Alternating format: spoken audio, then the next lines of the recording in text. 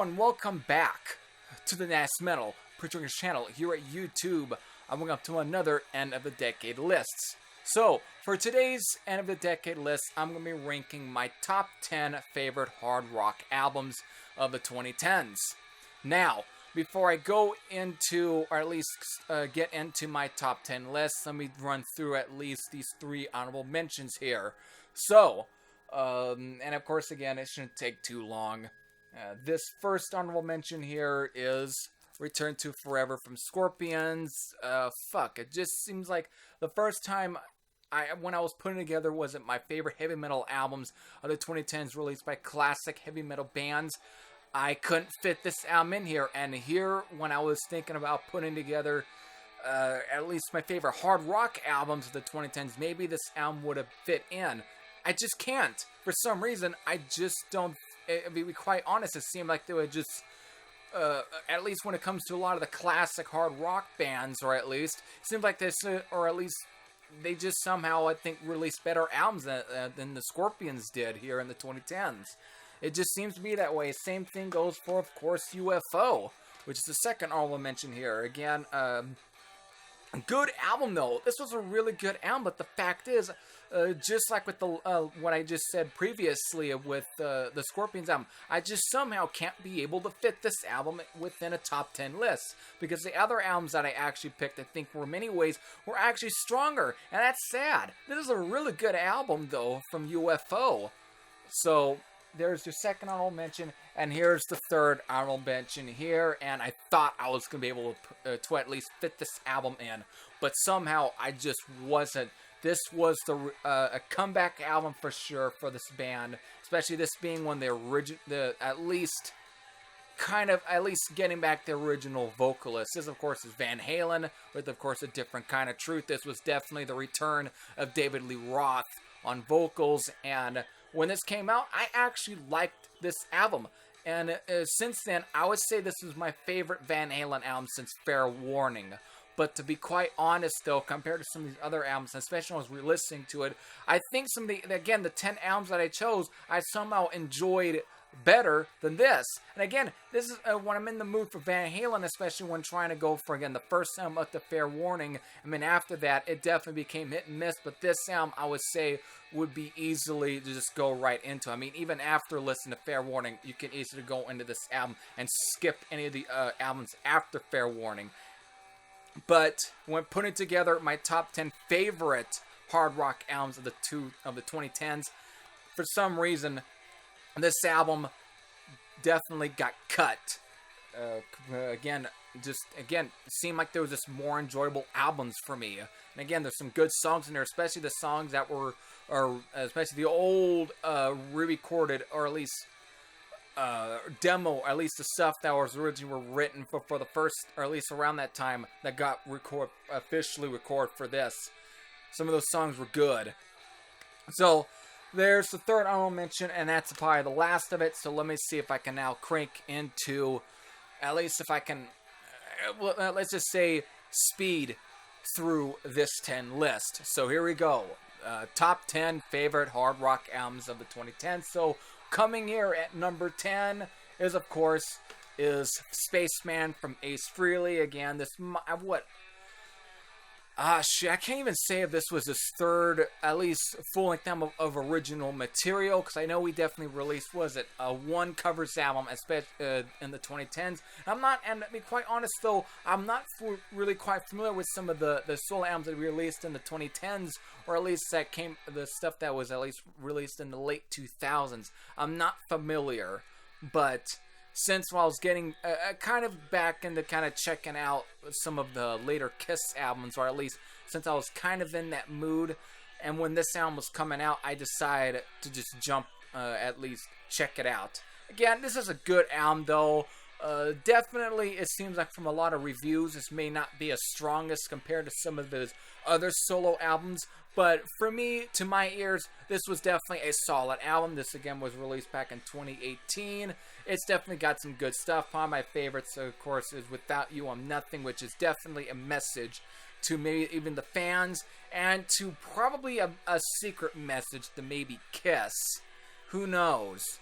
That's even though the bass track was at least the person that does the bass track on here is Gene Simmons, which is definitely a little ironic if you think about it, especially some of the events that definitely came after this album. I'm not gonna go through that. Anyways, though, this is definitely a good, solid album from Ace Frehley. So there at number 10, Spaceman. Coming in at number 9 is definitely a good album. This was definitely one that finally made at least one of these lists. This, of course, is Flesh and Blood from Whitesnake, which was released last year. Don't have to talk too much. This was definitely a solid album from Whitesnake, especially from David Coverdale. It's a great album for me. There's just not a bad song on here. David Coverdale just sounds good than usual. He may be using his more high register, little kind of screams there here and there. Probably definitely more closer to his vocal range on some of those late 80s albums. But to be quite honest, it's still very good. I still will say and go on record that I think I prefer this to Slip of the Tongue. I would say it's just a very solid album from Whitesnake. Just nothing bad on here. Very heavy rock and stuff, though, for sure, due to the modern style production, and there definitely has a more heavy feel. But in heart and soul, it definitely retains that 80s Whitesnake feel. It definitely doesn't completely go back to those late 70s or early 80s sort of bluesy rock sound that definitely you kind of got from there, especially again with that Deep Purple-esque feel. It's not quite in full force here, but there's some songs that kind of give a little way to that. Anyways, though, it was a good album for sure. So there at number 9, Flesh and Blood by Whitesnake. So coming in at number 8, this is to some might be blasphemy that I'm putting this one a little over the Van Halen album. But this, of course, is an album, though, that really took me by surprise. This, of course, is Sammy Hagar and the Circle with Space Between, which was also released in 2019. And it definitely also had made my list for top favorite albums of 2019. Prior to when this album was getting released, I didn't know what to completely think, especially when reading at least interviews with Sammy Hagar, definitely kind of playing around that this album was, or at least him going and saying that this would be the album that might get him a Grammy. So I really wasn't sure what to expect with such a statement like that. I did not know whether or not if the album was going to really reflect something more mellower. And that, I mean, you got some mellow parts in here, but it's nothing far different than what you would have got on some of those Sammy Hagar solo albums. But as far as that, what is at least the thing that took me by surprise is the fact that there's some really good hard rock and tunes on here. I really dig this album quite a bit, and I mean, even with the time length, 34 minutes long, it's perfect for an album like this. It doesn't completely overstay its welcome. It says what it has to say, and then it's done. It's definitely a solid album from Sammy Hagar, and of course from Michael Anthony and co. It's definitely, I mean, now, it's never going to touch any of those first two Montrose albums. And it may not even touch any of, again, some of the early Van Halen stuff, mostly because of Michael Anthony. However, for me personally, this blows away any of the stuff that Sammy Hagar did with Van Halen. It's definitely much more enjoyable. There's just not a bad song here for me. I don't have to say too much. I can just end it right here. This was definitely a good album from Sammy Hagar and was definitely a welcome surprise, so that's why it definitely was at least made it to the list. So there at number 8, Space Between from Sammy Hagar and the Circle, and definitely one of Sammy Hagar's projects that I actually would be inclined to continue looking forward to and follow. So there, number 8. So coming in number 7, surprise, some may even find this be almost blasphemous that this ended up being a little higher than probably at least the album from Ace Frehley. But this right now is the final studio album from Kiss. This is Monster. I don't care. I don't care if it ends up being blasphemous, because to me, I only judge albums by how much I enjoy them, not by by personal issues or by personal preference from others. I go by what I enjoy.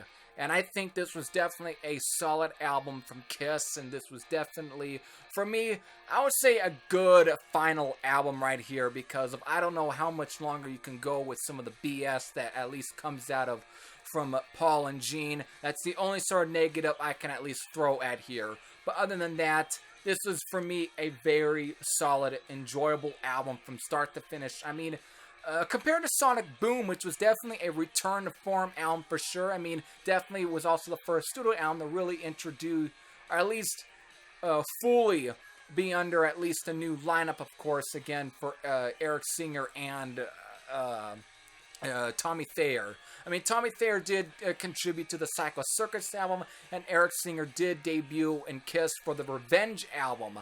But this is the first time, I think, with both these two members, along with Paul and Gene, at least all four of them, playing on one album. And, at least for Sonic Boom, excuse me. Again, that was a good album. Came out in 2009. It was a solid album from Kiss. But so it was really up whether or not they would at least follow up Sonic Boom with another sort of at least good, or at least an album that would at least reach the high end, at least in the charts. But in a way, that didn't happen. But to me, it's all about, I don't care much how much an album is highly rated by a critic, or at least or how well it did in the charts. I go by how at least what I like from the album, and for me, it's definitely, I would say, it was at least a good enough follow-up to Sonic Boom. But definitely do I have to point out, this is definitely a lot more harder rockin' than Sonic Boom. It's definitely a little heavier, but definitely it doesn't nearly have a lot of the hooks that Sonic Boom contained, but it still has plenty of good, crunchy, hard rock riffs on here that definitely make up for that, and it definitely, for me, was enough to at least be, for me, want to at least add it to the list here. At least, and keep it within the list, and not want to feel like I had to at least cut this album out. Again, this was released back in 2012, and since then, it's the final album, and to be quite honest, I'm happy that at least it stayed at this album. I mean, they could have easily stopped with after Psycho Circus, and not, or even after Revenge, and not did anything else. But they did, they went further. And for me, I would say, since they went this far, this to me was at least a good album to end on. So, I can stop talking now. This was at number, 10, 9, 8, yeah, number 7. Alright, so, that was at number 7. So, what's at number 6 is, well, another good album from this artist. And again, probably definitely one of the, I would say, you might say inconsistent, but for me, he just has a way of being at least consistently decent, and at times pretty good. This is Alice Cooper, with, of course, his second full-length album that he released here in the 2010s. This is Paranormal, which was, of course, was the follow-up to 2011's Welcome to My Nightmare. Which when putting these lists together, I did revisit that album, and when in my initial review for this one, I definitely said that I think that this album was a lot better than that one. I mean, that album's not bad. I mean, re-listen to it now, that is a good album. But there's definitely some parts where I just feel like it's a little bit too overload in terms of really ridiculousness, to where I think it takes away a little bit of the enjoyment. I mean, it was definitely, it was enough that it was an ambitious idea to want to make an album that'd be a sequel to one of your most best-selling, and to this day, still one of your very best work as a solo artist, which again was Welcome to My Nightmare. So it was a little bit difficult. I mean, he managed to, at least it was a good album. There's some good parts on there, but then there's just some parts where I'm like, what the fuck were you thinking? Here, I would say he returns to at least to what he's, to a more well-grounded album. This definitely still has that sort of 70s feel that album contained, but I just feel like this was a lot more stronger, and it was more my speed. You still got some goofiness. I mean, for me, definitely a song like, Rats, and of course on the second disc being at least one of the other two studio tracks, Genuine American Girl. They definitely are a goofiness, but that's the goofiness I want to hear from Alice Cooper. That sort of tongue-in-cheek stuff, that's something that he was more known for in the 1970s, and it's just good. But again, there's some great songs on here, and most of this does have that 70s feel. I mean, Rats definitely sounds like it could have easily been on School's Out. Same goes, of course, again, the two songs that are added onto the second disc were the first songs that were at least to be recorded by the original lineup after all these years. And those two songs definitely sound like they easily could have been on any of those really early Alice Cooper albums from the early 70s. But then I also, there's plenty, again, many of these songs have that sort of 70s feel. I mean, the song Paranoid Personality sounds like as a riff that's very similar to Go to Hell. And it's definitely a solid track. But the only stuff that might push it towards almost the 80s feel is probably songs like Fall in Love and Dynamite Road. I mean, Dynamite Road sounds like it could have easily been on Raise Your Fist and Yell, or even Hey Stupid for that matter. But again, don't want to go on too long. It's definitely a solid album from Alice Cooper, and for me, of the two albums, this was my favorite of the two that he released here in the 2010s. So there at number 6, excuse me. Paranormal from Alice Cooper, released back in 2017. So, coming in at number 5 is right now, to me, the most, at least the last proper studio album from this band. This, of course, is Molly Hatchet with Justice, which was released in the early parts of the 2010s. It was released in 2010. And at this point, it's probably the final studio album with at least Dave Hubeck on guitar and Phil McCormick on vocals. I'll get into that in a little bit. You know what? Fuck it. I'll just get into it. The reason is, after this album, Dave Hubeck would end up passing away in 2017, and Phil McCormick, the singer here, who had been with Molly Hatchet since 1996 at least, or 93. Been a long time. He'd been with them since at least early to mid 90s. He ended up passing away at least 2 years after Dave Hubeck, so it definitely was a little bit of a shock in this. Again, it's unfortunate because a band like Molly Hatchet was definitely plagued with quite a bit of losses. I mean, it's almost comparable to a band like Ratt. It just seems like it's just bad. There was just some bad juju there. It seemed like they were just plagued by unfortunates and all that. And that's the same thing with Molly Hatchet and a few other southern rock bands. But with that, this being at least the final studio album for those two members, I think that this was a great album.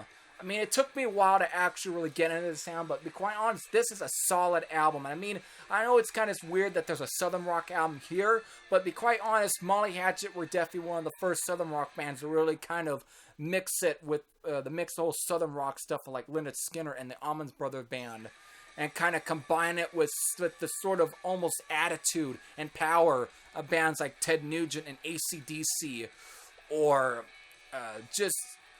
any of some of the new wave or British heavy metal bands. They were just able to kind of mix with that sort of real hard and heavy hard rock sound, and especially we're beginning with those 90s albums, it really kind of you can hear a lot of that hard and heavy influence really show up. And that's probably due to Bobby Ingram, who had debuted with the band since 1989 on the Lightning Strikes Twice album. And since then, I think he's definitely one of the main reasons why Molly Hatchet has such a hard rock sound to them, where it's easy to fit any of these albums into a hard rock list. So, again, there's plenty of great tunes on here. There's nothing bad. Even the ballad on here, Fly on Wings of Angels, which was actually a song that was in tribute and was to one of the more sad, unfortunate events for a little child and everything. And it was actually used also, at least that single was used as to where it was purchased, as money went towards at least the family and all of that. Definitely, and it's, of course, it made sense to kind of make a ballad out of that. So, But again, even with that, there's still plenty of great hard rockers. I mean, it starts, from track 1 to at least I'm Gonna Live Till I Die.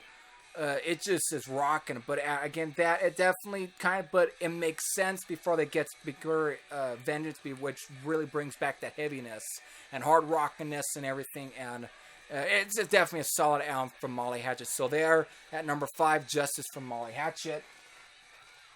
So coming in at number 4, Rock or Bust for AC/DC, which is the only album that AC/DC has released in the 2010s, and I thought this might have been the last album. However, it seems like, of course, here beginning in 2020, there's been a lot of talks about one more album being released, so it's not the final album.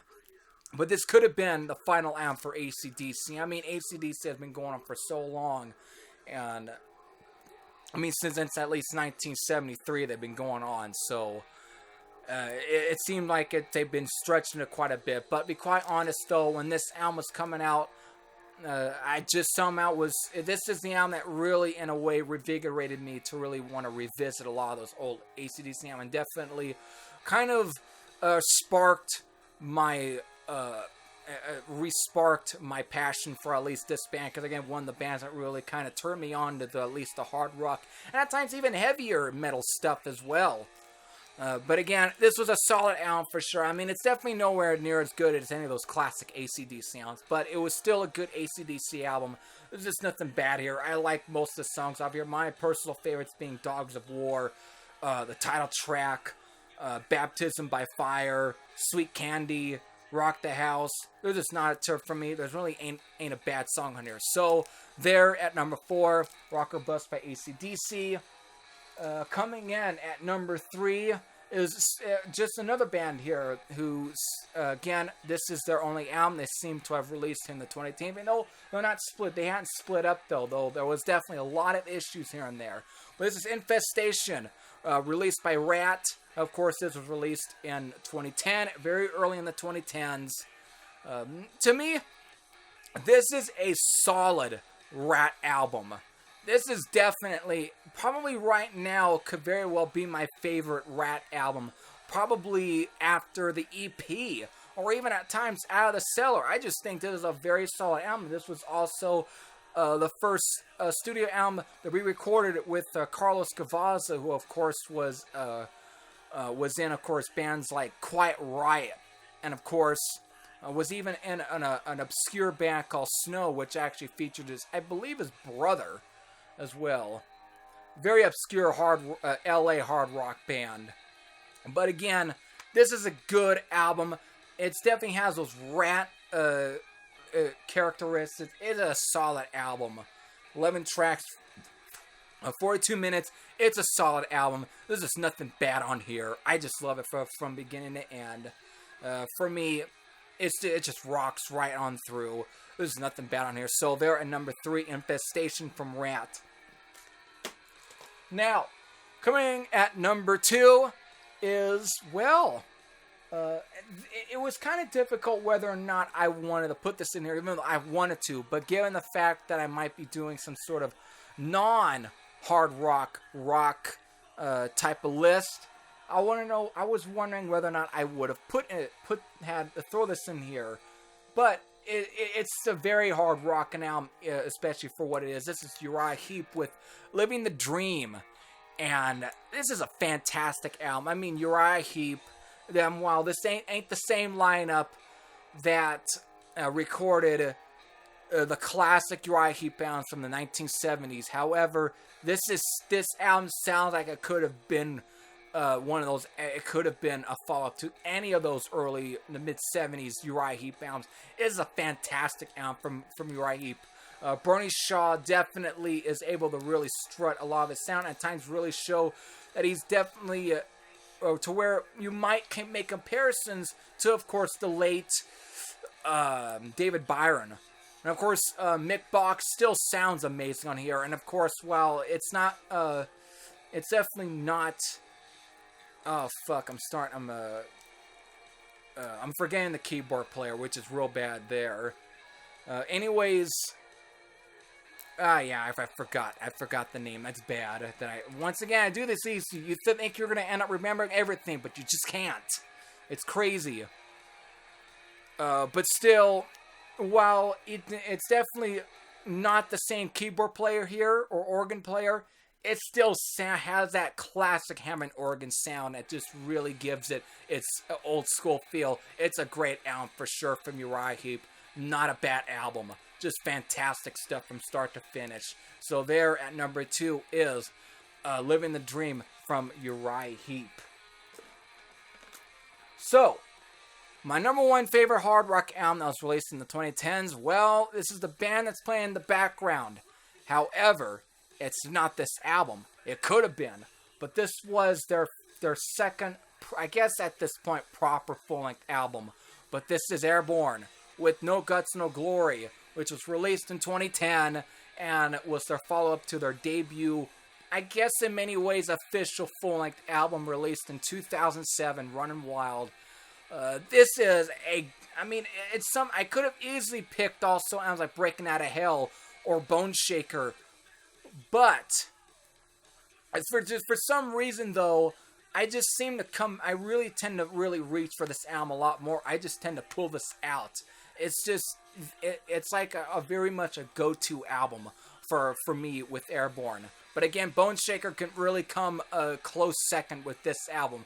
These are both good albums from Airborne. This probably also features some, again, one of the more AC/DC-ish feel album, at least moments on here.